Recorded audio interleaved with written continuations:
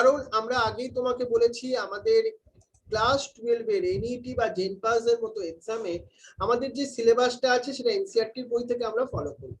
একদম total line to line তোমাকে আমি বোঝাবো, এবং সেই লাইন থেকে বা সেই প্যারাগ্রাফ থেকে কোন কোশ্চেন আসবে সেটাও তোমাকে বুঝিয়ে দেবো।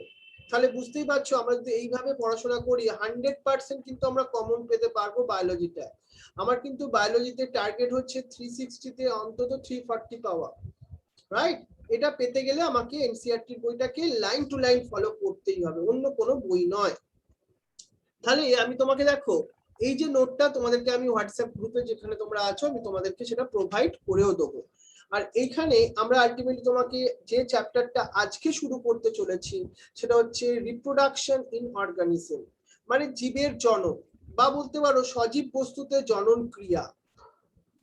এই যে জীবের জনন বা তোমার রিপ্রোডাকশন ইন অর্গানিজম, এনইটি তে আমাদের এখানে দেখো দুটো সিলেবাস বলা হয়েছে।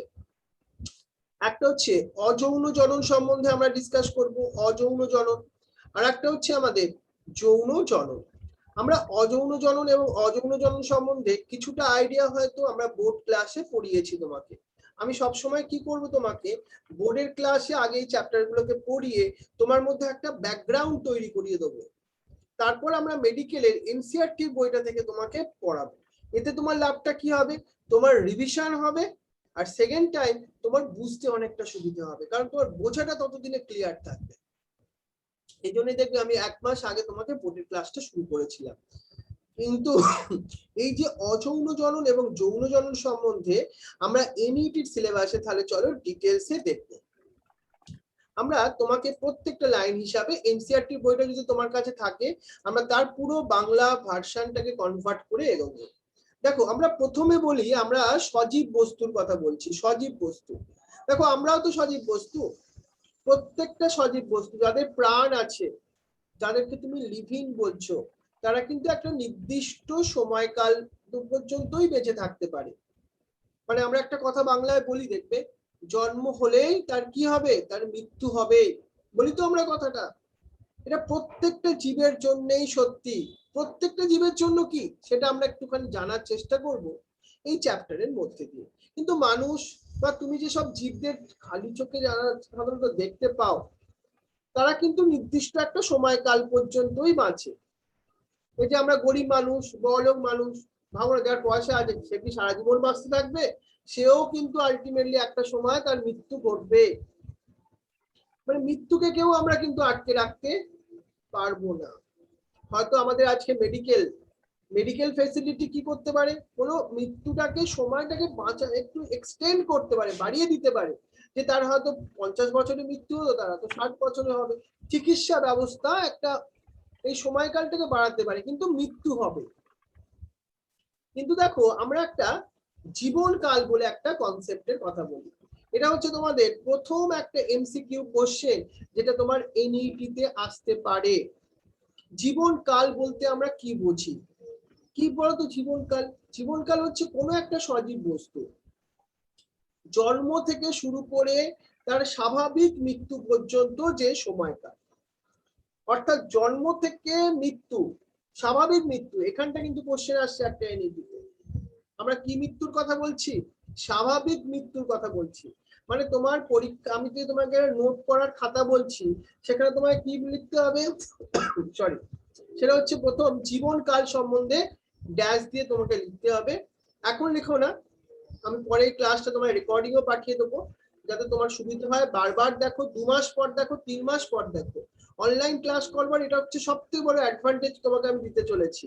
কারণ 3 মাস পর যখন তুমি এই ক্লাসটা একবার দেখবে তখন তোমার দেখবে এই ক্লাসটা আবার ফুল রিভিশন হয়ে যাবে।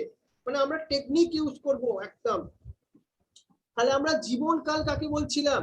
তাহলে একটা স্বাভাবিক মৃত্যু, জন্ম থেকে স্বাভাবিক মৃত্যুর এই যে সময়কাল তাকেই আমরা বললাম সেটা হচ্ছে তোমার কি জীবনকাল।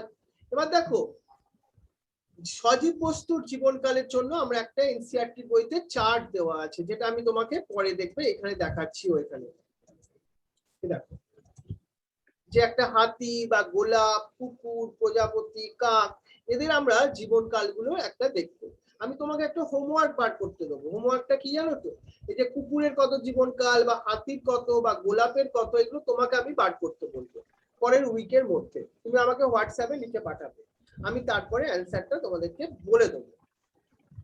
কিন্তু এনসিইআরটির বইতে যে দুটো দেওয়া আছে এখান থেকে একটা খুব ভালো কোশ্চেন হতে পারে। এটা কি? প্রজাপতির জীবনকাল কত? সেটা হচ্ছে তোমার 1 থেকে 2 সপ্তাহ। আর একটা কাক সাধারণত কত বছর বাঁচে জানো? তার জীবনকাল কত?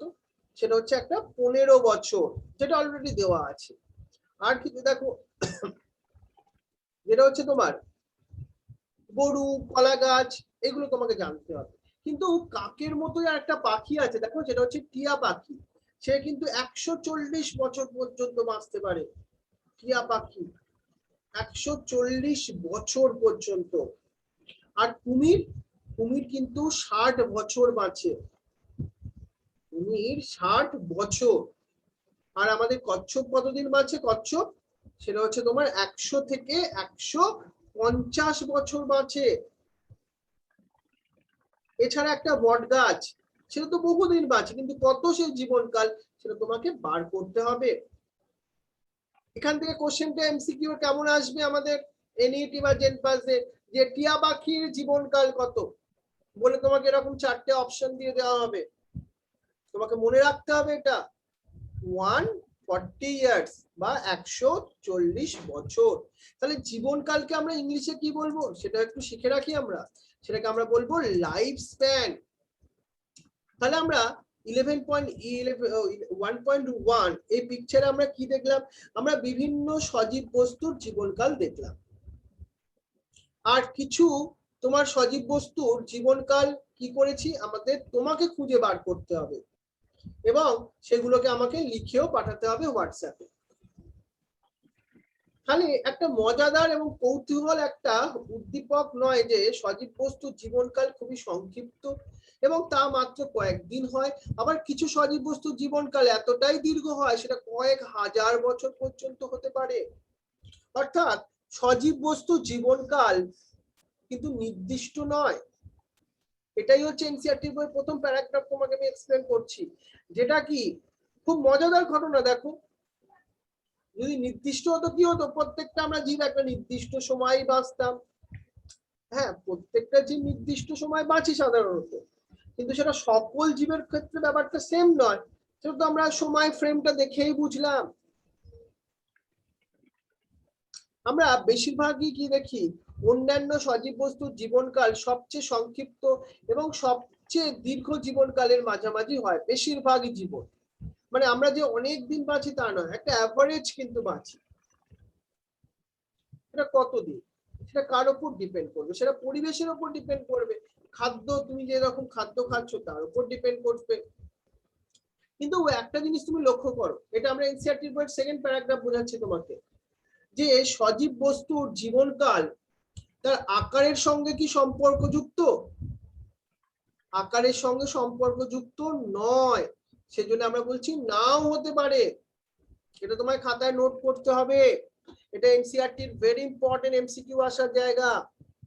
মানে একটা হাতি যদি সে অনেক বড় সাইজের হয় একটা প্রজাপতির থেকে, সেই জন্য কি তার আলটিমেটলি জীবনকাল বড়? না, এটা সঠিক নয়। তাহলে তার জন্য একটা এক্সাম্পল দিই। তুমি একটু আগে কি দেখে এলে? কি কাক। দেখি কাক কত বছর বাঁচে আমি দেখালাম। দেখি তোমরা চ্যাটে লিখতে পারো কিনা, দেখি মনে আছে কারোর কি, একটু নিজে দেখলে লেখো দেখি চ্যাটে, কাক ক বছর বাঁচে আর টিয়া পাখি কত বছর বাঁচে, একটু চ্যাটে লেখো দেখি। কে আগের লেখাটা মনে আছে কার? আমি একটু আগে দেখিয়েছিলাম, জয়দেব লিখেছে একটা। আর কেউ লেখো দেখি টিয়া পাখি কতদিন বাঁচে সেটাও লেখো। প্যারট লিখেছো 140। ওকে, টিয়া পাখি 140, 148। দেখো তোমাদের অবজারভেশন পাওয়ার কিন্তু very important. Very good, very good, very good. সবাই লিখবে। হ্যাঁ, এখানে সবাইকে, তোমাকে নিজের জন্য তুমি শিখতে এসছো সেজন্য নিজে লিখবে। রাইট, ভেরি গুড, সবাই ঠিক লিখেছো। কাক 15 ইয়ার্স বাঁচে আর টিয়া পাখি 140 ইয়ার বাঁচে। দেখো তুমি একটা কাক আর টিয়া পাখির যদি তার আকারকে ভাবো, তারা তো অনেকটা একই রকমের আকার, তাদের সাইজ আকার একই টাইপের নয়, কিন্তু তাদের মধ্যে আমরা জীবনকালের মধ্যে আমরা কি দেখলাম, একটা বিরাট পার্থক্য দেখলাম। কোথায় সাপোজ 15 বছর, কোথায় সাপোজ 140 বছর, ভাবো। অর্থাৎ তাদের এখান থেকে কি প্রুভ হচ্ছে, আকারের সঙ্গে জীবনকালের কিন্তু সরাসরি কোনো সম্পর্ক নেই। তুমি একটা অশ্বত্থ গাছ তোমার বাড়ির পাশে হয়তো আছে, হয় না, কি বিশাল বড় অশ্বত্থ গাছ, তাই না? তাহলে এইভাবে একটা অশ্বত্থ গাছের তুলনায় যদি আমরা একটা আম গাছের আয়ুষ্কাল দেখি, আয়ুষ্কাল মানে লাইফ স্প্যান, জীবনকাল, তা অনেকটাই কম। তাহলে জীবের জীবনকাল যাই হোক না কেন, মৃত্যু কিন্তু অনিবার্য। মানে প্রত্যেকটা জীবের মৃত্যু হবে। কিন্তু একটা ব্যতিক্রম দেখি, ব্যতিক্রমটাই আমাদের এনইটির কোশ্চেন, সেটা হচ্ছে এককোষী জীব। এককোষী জীব মানে কি, যাদের মধ্যে একটাই কোষ আছে তাদেরকে আমরা কি বলি, এককোষী জীব। তারা কিন্তু জানো তো অমর, আমরা কেউই অমর নই যারা বহুকোষী জীব। সেজন্য আমরা কি বলেছি, এককোষী জীব ব্যতীত কোনো জীবই অমর নয়। তাহলে এককোষী জীব কি হলো, এককোষী জীব অমর হলো। অমর মানে যার মৃত্যু হয় না। এটা কি সত্যি? হ্যাঁ সত্যি। কেন বলতো, আমি যদি একটা ব্যাকটেরিয়ার ছবি আঁকি, এইভাবে ব্যাকটেরিয়া তুমি দেখলে, ব্যাকটেরিয়া তারা দ্বিবিভাজন প্রক্রিয়ায় তারা বিভাজিত হয় এইভাবে, হয়ে এরকম না দুটো কোষ তৈরি করে। অর্থাৎ তাদের এই যে ব্যাকটেরিয়ার একটা কোষের মধ্যস্থ সম্পূর্ণ মেটেরিয়াল এই কোষগুলোর মধ্যে ট্রান্সফার হয়ে গেল, হয়ে গেল তো। তাহলে কি হলো, যে মাতৃকোষটা ছিল সেটাই অপত্যের মধ্যে চলে গেল, তাহলে তো তারা অমরই থাকলো। তাহলে আমরা এখন তোমাকে বোঝাতে পারলাম জীবের স্বাভাবিক, এককোষী জীবের স্বাভাবিক মৃত্যু কেন ঘটে না। আমরা স্বাভাবিক মৃত্যুর কথা বললাম, তুই বলবে স্যার ব্যাকটেরিয়া তো মরে যায়, কিন্তু সেটা অস্বাভাবিক মৃত্যু, যখন তার ফুড পায় না, বা তুমি একটা দুধটাকে নিয়ে গরম করলে, দুধের মধ্যে সব ব্যাকটেরিয়া তো মরে গেল, সেটা অস্বাভাবিক মৃত্যু।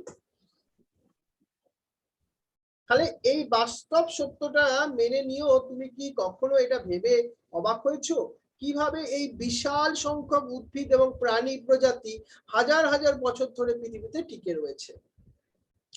দেখো, তাহলে আমি তোমাকে এটাকে প্রমাণ করতে পারলাম তো, যে এককোষী জীব ছাড়া বহুকোষী সব জীবই তাদের মৃত্যু অনিবার্য। মানে বহুকাল আগে যে সকল জীব ছিল তারা সবাই মৃত্যু হয়েছে তাদের। কিন্তু তো তুমি তোমার চারপাশে মানুষ দেখতে পাও, তুমি তো চারপাশে তুমি অশ্বত্থ গাছ দেখতে পাও, বট গাছ দেখতে পাও, কলা গাছ দেখতে পাও, কিন্তু তারা আছে কেন? তারা আছে একটা পদ্ধতি আমাদের মধ্যে হয় বলে। কোন পদ্ধতির কথা বলছি এবার আমি, দেখো, তাহলে জীবের দেহে নিশ্চয়ই এমন কোন প্রক্রিয়া ঘটে যা প্রজাতির এই ধারাবাহিকতাটাকে সুনিশ্চিত করে।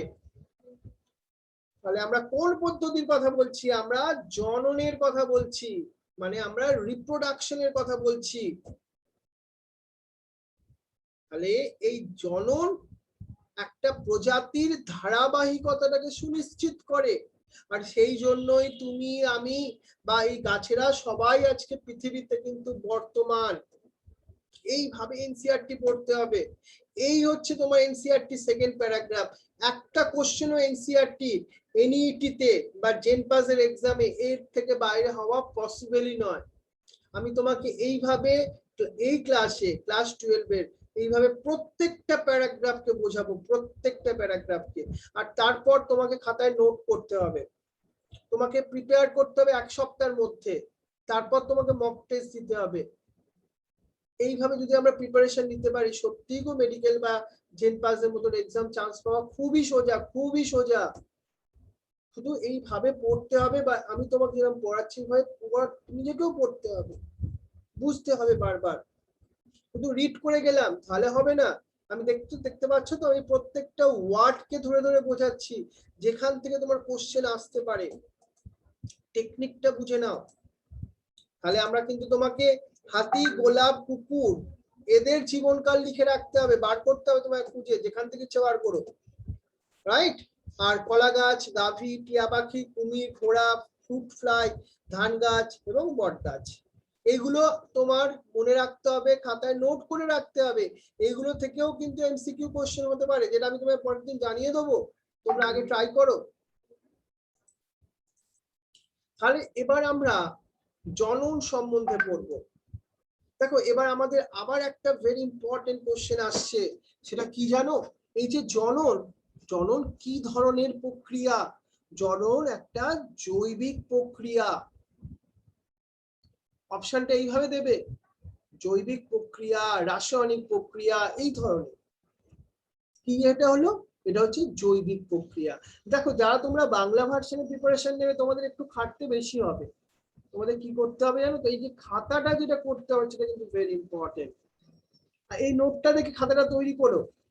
কারণ একটা বই তোমাকে পিডিএফ ফরম্যাটে বাংলায় দিয়ে দিলাম, তোমার কিচ্ছু লাভ হবে না, ওখানে তুমি টেকনিক ওয়াইজ পড়তে পারবে না, এইভাবে পড়তে হবে তোমাকে। তাহলে আমরা কি দেখছিলাম?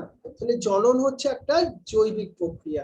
এখানে কি হয়, একটি জীব তার অনুরূপ জীবের বা অপত্য জীবের জন্ম দেয়। মানে মানুষের বাচ্চা সবসময় কি হয়? মানুষই হয়, কুকুরের কুকুরই হয়, গাধার গাধাই হয়। বা তুমি বলবে স্যার আমাকে তো মা রেগে গিয়ে বলে তুই একটা গাধা, সেটা সেটা ব্যাপারটা অন্য, সেটা উনি রেগে গিয়ে বলে, উনি বায়োলজিক্যালি বলছেন না কথাটা। হ্যাঁ উনি হয়তো তোমার বায়োলজিক্যালি ভুলই বলছেন, না তোমাকে বলতে হবে না অবশ্য মাকে গিয়ে যে স্যার বলছিল তুমি ভুল বলেছো, মিথ্যে কথা বলেছো। হয়তো আমরা বায়োলজিক্যালি উনি সত্যি মিথ্যে বলেছে, কারণ মানুষের বাচ্চা সবসময় কি হবে? মানুষই হবে, সে যতই খারাপ কাজ করুক না কেন, কারণ তার জিন তো মানুষেরই আছে, তাই না? তাহলে এইটা মনে রাখবে। তাহলে জনন এমন একটা জৈবিক প্রক্রিয়া, সেখানে তার অনুরূপ জীবেরই সব সময় জন্ম দেয়।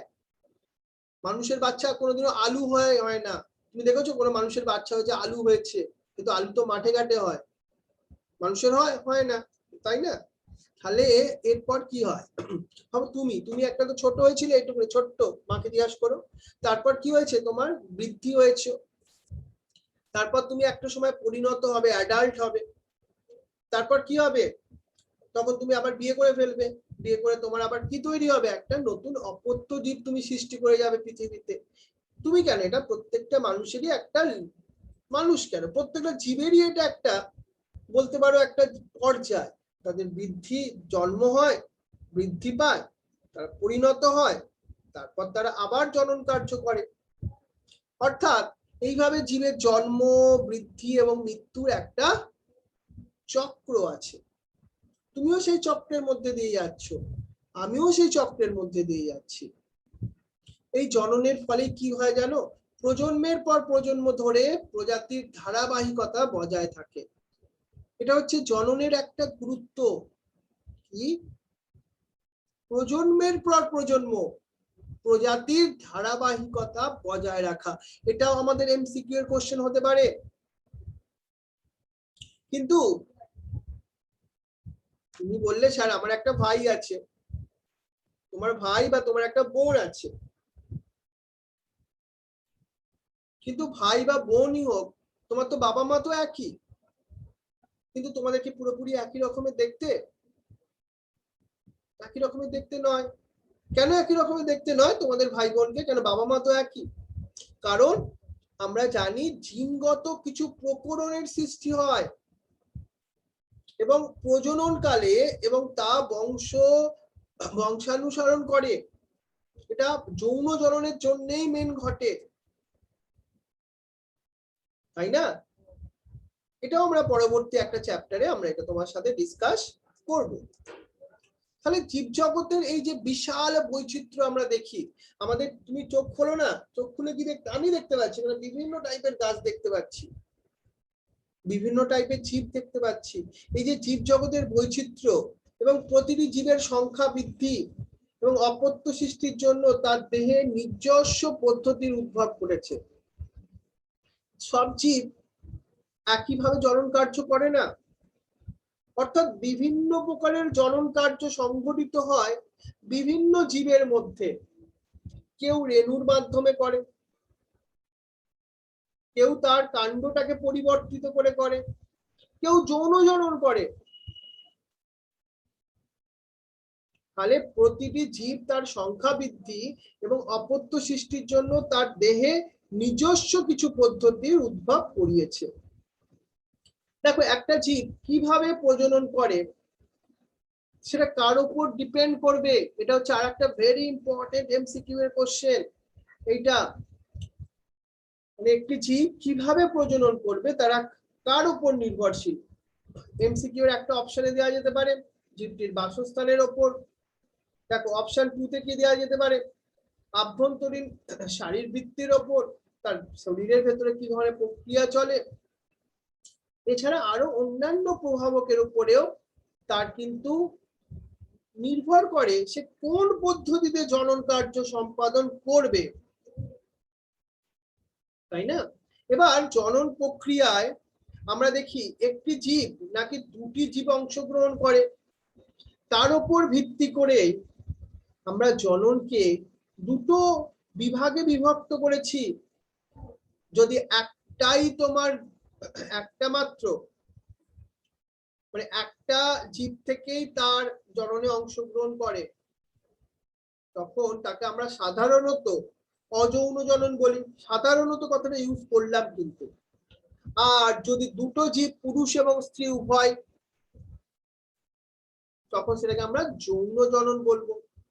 আমি সাধারণত কথাটা কেন ইউজ করলাম জানো, কিছু আছে হার্মাফ্রোডাইট বলে, যেমন তোমাকে আমি বলি কেঁচো, ওরা একটা দেহের মধ্যে জানো তো পুরুষ এবং স্ত্রী অঙ্গটা আছে, সেই জন্য আমি সাধারণটা ইউজ করলাম।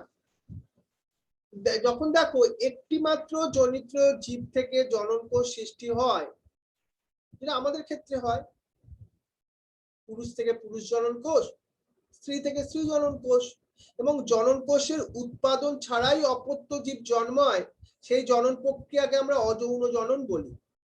এটা আমাদের আরেকটা ইম্পর্টেন্ট কোশ্চেন এলো। তাহলে অযৌন জননের দুটো বৈশিষ্ট্য, এক নম্বর একটি মাত্র জনিত জীব থেকে, সেকেন্ড কি জনন কোষের উৎপাদন ছাড়াই। বুঝেছো? এই দুটো বৈশিষ্ট্য তোমার এমসিকিউ তে আসতে পারে। এবার দুটো জনিত জীব মানে একটা হচ্ছে বিপরীত লিঙ্গের জীব অর্থাৎ একটা পুরুষ আর একটা স্ত্রী যারা জনন প্রক্রিয়া অংশগ্রহণ করে, এক নম্বর পয়েন্ট। দু নম্বর কি পুং জনন কোষ এবং স্ত্রী জনন কোষের মিলন ঘটে, তাকে যৌন জনন বলে। দেখি তোমরা একটু চ্যাটে লেখো দেখি, আমরা মানুষেরা কোন ধরনের জনন কার্য করি, যৌন জনন না অযৌন জনন? দেখি কে লিখতে পারো আগে। যৌন জনন মানে সেক্সুয়াল রিপ্রোডাকশন, অযৌন জনন মানে asexual reproduction. Joydev, Soheli, right. আর কেউ? স্নেহা, চলো আর কেউ, আর বন্ধুরা, সৌমজিৎ, ভেরি গুড, চলো আর অন্যরাও লেখো। Ahmed, okay, very good. Arnab, right, very good. চলো আমরা হিউম্যানরা যৌন জনন করি, রাইট, সেটাও তো আমরা জানি। কিন্তু যৌন জনন করার জন্য আমাদের একটা বড় অ্যাডভান্টেজ কি হয় জানো, আমাদের মধ্যে প্রকরণ বা একটু ভ্যারিয়েশন আসে। তার জন্য আমরা পরিবর্তিত পরিবেশের সঙ্গে নিজেকে খাপ খাইয়ে নেবার আরো বেশি সুযোগ পাই। এবার তোমাকে আমি যেটা পড়াতে চলেছি সেটা হচ্ছে অযৌন জনন। অযৌন জনন মানে এসেক্সুয়াল রিপ্রোডাকশন। কাকে বলবো? আমরা অলরেডি বলেছি এই প্রক্রিয়ায় একটি জীব বা জনিত জীব থেকেই অপত্য জীব সৃষ্টি হয়। মানে এরকম একটাই জীব থাকলো, এরকম একটা জীব থেকে মনে করো আবার নতুন অপত্য জীবের সৃষ্টি ঘটলো। এর ফলে কি হয় জানো, যে অপত্য জীবগুলোর সৃষ্টি হয় এরা কেবলমাত্র একে অপরূপের সমরূপী হয় না, জনিত জীবের অনুরূপ হয়। অযৌন জননের এটা খুব গুরুত্বপূর্ণ বৈশিষ্ট্য। মানে যারা মাতৃজীব বা জনিত জীব থেকে যে অপত্য জীব সৃষ্টি হলো তারা বাহ্যিক দিক থেকে একই রকম হয় তা নয়, এবং তারা তাদের জনিত জীব মানে মাদার থেকে অপত্য জীব তাদের একই রকমের অনুরূপ হয়। এবার এই যে অপত্যগুলোকে আমরা জিনগত কিভাবে কি তারা সেম? হ্যাঁ, তারা জিনগত ভাবেও সেম থাকে। অর্থাৎ অযৌন জনন প্রক্রিয়ায় যে অপত্য সৃষ্টি হয় তারা হচ্ছে ক্লোন। আমরা ক্লোন কাদের বলি? এটা আবার একটা এমসিকিউ এর কোশ্চেন। তারা অঙ্গ সংস্থানগত ভাবে 1 নম্বর, 2 নম্বর জিনগত ভাবে সদৃশ্য, মানে মিল আছে তাদের মধ্যে, ভেরি ইম্পর্টেন্ট। তাহলে ক্লোন কাকে বলবো? এমসিকিউ দিয়ে দেওয়া হলো। প্রথম অপশনে কি দেবো? অঙ্গ সংস্থানগত ভাবে এক। বি তে কি দেবো? জিনগত ভাবে সদৃশ্য। সি তে কি দেবো? Both A and B. A and B উভয় সঠিক। এরকম ধরনের এমসিকিউ কিন্তু হতে পারে এই ক্লোন থেকে। তোমাদের কারো কিছু ডাউট থাকলে কিন্তু তোমরা চ্যাট অপশনে লিখতে থাকো, আমি সবার ডাউট ক্লিয়ার করব। এই সেই জন্য তো এই পার্সোনাল ক্লাস করছি আমরা জুম অ্যাপস এর থ্রু দিয়ে, রাইট? যাতে তোমার ডাউট তুমি বলতে পারো, আমি সেটাকে সলভ করব। এবার চলো দেখি আমরা বিভিন্ন গোষ্ঠীর সজীব বস্তুর মধ্যে অযৌন জনন কতটা বিস্তৃতভাবে দেখা যায়, মানে কি কি বিভিন্ন ধরনের অযৌন জনন প্রক্রিয়া হয় সেটা আমরা দেখব। এবার দেখো, অযৌন জনন এককোষী জীব সমূহে তুলনামূলকভাবে সরল সংগঠন বিশিষ্ট জীব এবং প্রাণীদের মধ্যে সচরাচর দেখা যায়। আবার একটা কোশ্চেন এলো, অযৌন জনন কাদের মধ্যে দেখা যায়? 1 নম্বর অপশন কি দেবো আমরা? এককোষী জীব। হতেই পারে, এককোষী জীব মানে তাদের মধ্যে একটাই কোষ বর্তমান থাকবে, আর বহুকোষী মানে তাদের মধ্যে বহুকোষী। কিন্তু আমরা অযৌন জননটা সাধারণত এককোষী জীবের মধ্যেই দেখি, তাদের মধ্যে একটা সরল সংগঠন থাকে, তাদের গঠনটা খুব সরল। সেই ধরনের উদ্ভিদ এবং প্রাণীর মধ্যেও দেখতে পাই। তাহলে আমাদের এমসিকিউ এর জন্য 3টে অপশন এলো। অযৌন জনন দেখা যায় 1 নম্বর এককোষী জীব, বি অপশন সরল সংগঠন বিশিষ্ট উদ্ভিদ, অপশন সি কি হবে? সরল সংগঠন বিশিষ্ট প্রাণী। আর একটা কোশ্চেন হতে পারে, দেখো আমরা প্রতিষ্ঠা এবং মনেরার কথা বলি, প্রতিষ্ঠা এবং মনেরার মধ্যে জানো তো একটা মিল আছে। কি মিল আছে? দেখি চ্যাট অপশনে লেখো দেখি, প্রতিষ্ঠা আর মনেরার মধ্যে কি মিল আছে? জয়দেব, এসেক্সুয়াল রিপ্রোডাকশনে সাধারণত আমরা ভ্যারিয়েশন দেখি না। দেখি কে লিখতে পারো, প্রতিষ্ঠা আর মনেরার মধ্যে কি মিল আছে? দেখি লেখো। ওকে, জয়দেব লিখেছে first. Soumojit, very good. Soheli, very good, excellent. অন্যজন আর কেউ? Okay, Ahmedullah, very good. Seham, very good, right. এইটা হচ্ছে দুজনাই এককোষী। তাহলে আমরা বলতে পারি এই কোশ্চেনটা অযৌন জনন সংগঠিত হয়। অপশন এ তে দিতে পারি আমরা প্রতিষ্ঠা, অপশন বি তে দিতে পারি মনেরা, অপশন সি তে কি দেবো? বোথ এ এন্ড বি, দুটোই হবে, তাই তো? অন্য, ভেরি গুড।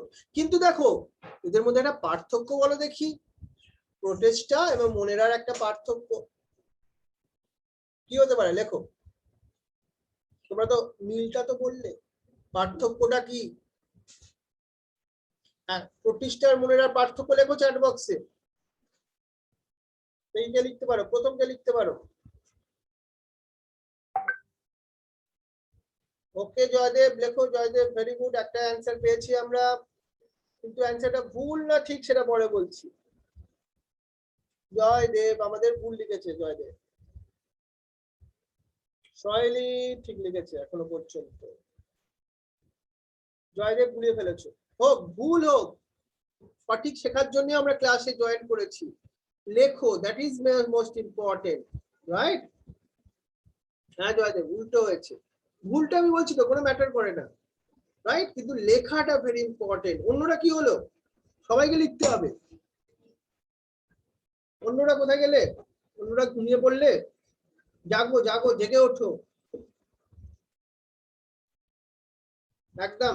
মনেরা হচ্ছে তোমার প্রোক্যারিওটিক, সবাই ভালো করে বুঝে নাও। মনেরা হচ্ছে প্রোক্যারিওটিক, যাদের মধ্যে অনুন্নত নিউক্লিয়াস থাকে, আর প্রোটিস্টারা হচ্ছে ইউক্যারিওটিক, যাদের মধ্যে সুগঠিত নিউক্লিয়াস থাকে। ক্লিয়ার রাখো মাথায়। তাহলে এই প্রোটিস্টা এবং মোনেরা, তাদের মধ্যেও আমরা দেখি এই অযৌন জনন প্রক্রিয়া সংঘটিত হয়। আর এই ধরনের জীবকোষে বিভাজনে নির্দিষ্ট একটা প্রজননের ধরন। এবার দেখো আর একটা জিনিস, এরা তো এককোষী, প্রোটিস্টা এবং মোনেরা, এদের ক্ষেত্রে কি হয়, জীবকোষের কোষ বিভাজনটাই একটা প্রজননের ধরন। অর্থাৎ এই যে একটা কোষটা দেখো বিভাজিত হয়ে দুটো কোষ বিভাজিত হয়ে দুটো কোষ তৈরি করলো, তো ফলে জনন কার্য হলো। অর্থাৎ এককোষী জীবের ক্ষেত্রে তাদের কোষ বিভাজন এবং প্রজনন দুটি একই ঘটনা। প্রোটিস্টার ক্ষেত্রেও ঘটনাটা এক, মোনেরার ক্ষেত্রেও এক, কারণ তারা দুজনই এককোষী। একদম ভেরি ইম্পর্টেন্ট। এবার দেখো বহু এককোষী জীব আছে, জানো তো, বহু এককোষী জীব তারা দ্বিবিভাজন প্রক্রিয়ার মাধ্যমে জনন কার্য সম্পন্ন করে। এখানে কি হয়, এরকম একটা কোষ থাকে, এই একটা কোষটা এরকম ভাবে বিভাজিত হয়ে এরকম দুটো কোষ তৈরি করে। অর্থাৎ যেখানে একটি কোষ বিভাজিত হয়ে কি তৈরি করে, দুটি খণ্ডাংশে পরিণত করে, এবং সেই খণ্ডাংশগুলো বৃদ্ধি পেয়ে পূর্ণাঙ্গ জীব তৈরি হয়। তাহলে আমরা অযৌন জননের প্রথম একটা স্পেশাল পদ্ধতি কথা বলছি, সেটা কি, সেটা হচ্ছে তোমার দ্বিবিভাজন। এবার দ্বিবিভাজন কার মধ্যে হয়, উদাহরণ দিয়েছি আমরা অ্যামিবা, প্যারামেসিয়াম। আবার ইস্টের ক্ষেত্রে কি হয় জানো, ইস্টের ক্ষেত্রে হয় অসম বিভাজন।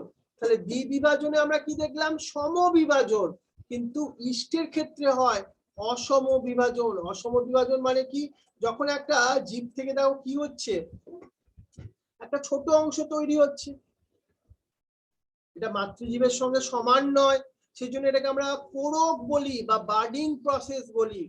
অর্থাৎ একটা ইস্ট তারা রিপ্রোডাকশন বা প্রজনন করে তার সাহায্য নিয়ে, সেটা হচ্ছে তোমার কোরকের সাহায্য নিয়ে। সেটা হচ্ছে কি ধরনের পদ্ধতি, অসম বিভাজন। আর এই যে তুমি একটা অ্যামিবার ছবি দেখছো, এদের একটা কোষ বিভাজিত হয়েছে, প্রথমে নিউক্লিয়াস, তারপর সাইটোপ্লাজম, ওরে দুটি অপত্য কোষ পেয়েছো, এটাকে তাহলে আমরা কি বললাম, দ্বিবিভাজন। দুটোই এককোষীর মধ্যে সম্পন্ন হলো, কারণ ইষ্ট কিন্তু একটা এককোষী জীবী। এবার দেখো ইস্টে তাহলে আমরা অসম বিভাজন করলাম, এটা নোট রাখবে। তখন কি হয়, ছোট ছোট কোরক উৎপন্ন হয়, যে ইস্টের মধ্যে আমরা কি দেখলাম, একটা ছোট কোরক তৈরি হচ্ছে, না একটা কোরক। এবার প্রাথমিকভাবে তারা কি থাকে, মাতৃকোষের সঙ্গে আবদ্ধ থাকে, এটা মাতৃকোষ, মাদার সেল। তারপরে এই কোরক গুলো কি হয়, মাতৃদেহ থেকে আলাদা হয়ে যায়, আলাদা হয়ে গেছে, ঠিক আছে। তারপর তারা নতুন একটা কোষ গঠন করে। আমরা অ্যামিবার কথা বলছিলাম না, কিন্তু অ্যামিবা জানো তো প্রতিকূল পরিবেশে কি করে, অ্যামিবার কি থাকে, এরকম একটা ক্ষণপথ থাকে, এরকম, এই হচ্ছে অ্যামিবা। অ্যামিবার এইগুলোকে ক্ষণপথ বলে, ও ক্ষণপথ গুলোকে না গুটিয়ে নেয়, এবং এই অ্যামিবার চারিদিকে একটা এরকম শক্ত আবরণ তৈরি করে নেয়, এরকম। সেই শক্ত আবরণটিকে আমরা বলি সিস্ট। কি বলবো আমরা, সিস্ট। এটা সাধারণত তিনটে আবরণ দ্বারা আবৃত থাকে। এই সিস্টটা কটা বললাম, 3, এটা আন্ডারলাইন করে মনে রেখো। এই যে একটা অ্যামিবা, তার কখন সিস্ট তৈরি করে, প্রতিকূল পরিবেশে। এই পদ্ধতিটাকে আমরা কি বলবো, এনসিস্টেশন। কি বলবো, এনসিস্টেশন। আবার যখন অনুকূল অবস্থা ফিরে আসে, তখন কি হয়, সিস্টের ভেতরে এই যে সিস্টের ভেতরে তোমার বহু বিভাজন পদ্ধতি ঘটতে থাকে।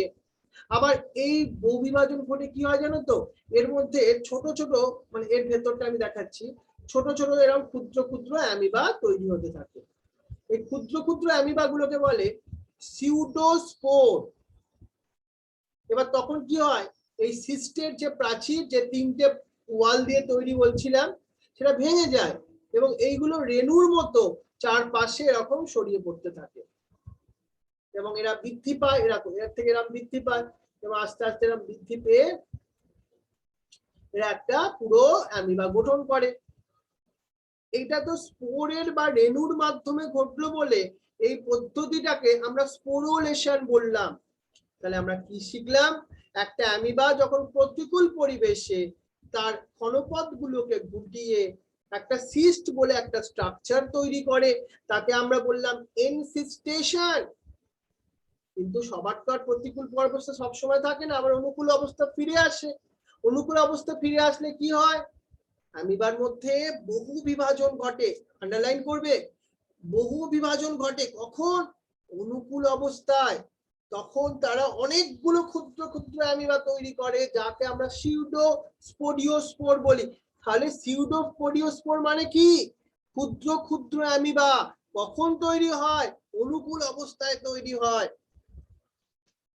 সিস্টের প্রাচীরটা ভেঙে তারা তখন কি হয়ে যায়, তারা তখন আস্তে আস্তে গ্রোথ হয় এবং একটা পূর্ণাঙ্গ অ্যামিবা তৈরি করে। এটা স্পোরের থ্রু হয় বলে এটাকে স্পোরোলেশনও বলা হয়।